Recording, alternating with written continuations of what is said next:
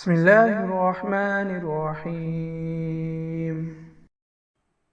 ماہ رمضان المبارک میں سحری کرنے کے فضائل۔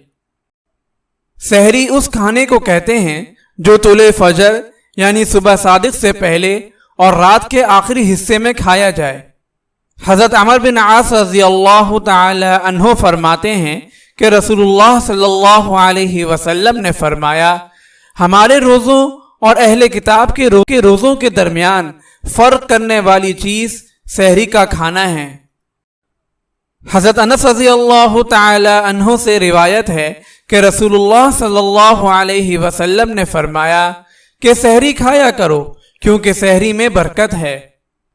حضرت ارباز رضی اللہ تعالی عنہ سے روایت ہے کہ مجھے رسول اللہ صلی اللہ علیہ وسلم نے سحری کھانے کے لیے بلایا اور فرمایا کہ آئیے صبح کا مبارک کھانا کھائیے۔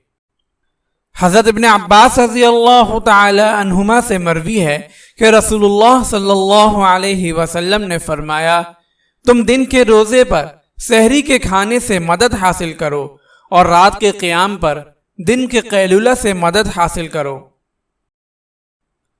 اللہ تعالیٰ سے دعا ہے کہ اللہ تعالیٰ ہمیں زیادہ سے زیادہ رمضان المبارک میں عبادت کرنے اور رحمتوں کو سمیٹنے کی توفیق عطا فرمائے، آمین۔